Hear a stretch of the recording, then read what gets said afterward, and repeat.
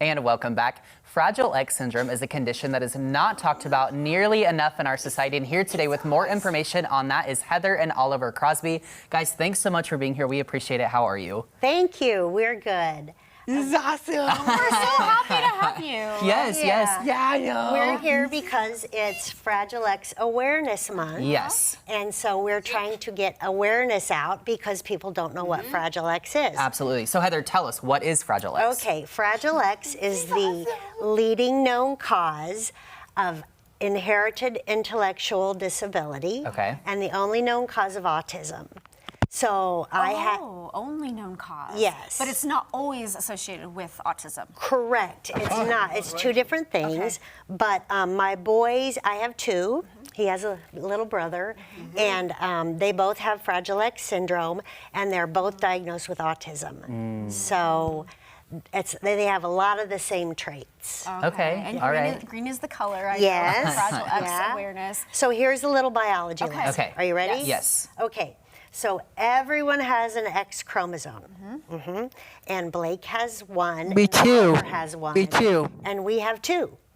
Right? Yeah. So I do. there's a gene on the X chromosome called the FMR1 gene, and they only learned about it since the 1990s. Wow, so not very long, yeah. Correct, yeah. And then if you have, so everyone has this gene, but you and I are able to shut ours off, and he is not. So he has too many repeats of the CCG in the gene, which causes Fragile X syndrome. Yeah. So it would be more common in a male because they only have one of the X? Yes. Okay. It is common in girls and boys can be diagnosed with Fragile X syndrome, but the girls are less affected because they have another, second a X. healthy Yeah. X. Okay, And now interesting. I'm a carrier, and I never, ever, ever heard of it. Just like most of you Yeah. guys never heard of it. So what were some of the first signs that you saw that you recognized? Okay, neither one of my boys talked. They didn't make, you know how babies make the sounds, the goo-goos and the gagas. Yeah. They did never make sounds. They just sat there. When they did make sounds, it was like a really high-pitched squeal or something like that. One of them pushed his head on the wall a lot because he needed deep pressure. Now they have weighted blankets. Well, they didn't have that 20 There you years ago, go, you know? yeah. So he would go over to the wall and push his head on the wall. They would put their heads on the couch and try to stand upside down. So they're not able to shut off their senses, or they don't have any control. They can't filter.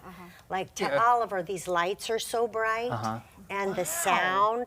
You guys probably don't hear any sounds right now, but the sounds are so loud to him. That's really interesting. He can't tune things out. Heather, I want to touch on some of the facts because some of them are a little bit staggering. So one that was most interesting that you shared with me is that 4 in 10 families have visited, or on average, 4 in 10 families have visited a health professional at least 10 times before their child was diagnosed with Fragile X syndrome. Why do you think that is? Because that is just like crazy to me. I'll tell you why, and it is crazy. It's absolutely crazy because in medical school, I believe they have one page in their books about Fragile X syndrome. Wow. And so the doctors, oh yeah, I've heard of that. I read about that in medical Heard school. of it. That's much different than being able to help you. Yes, and they didn't know. And then when I had to educate myself through the fragilex.org, it's the National Fragile X Foundation. Okay. And they have been providing me with all of this information about research. We've done a lot of research studies. So if there was something that you could tell the rest of us that you want us to take from this, what would that be?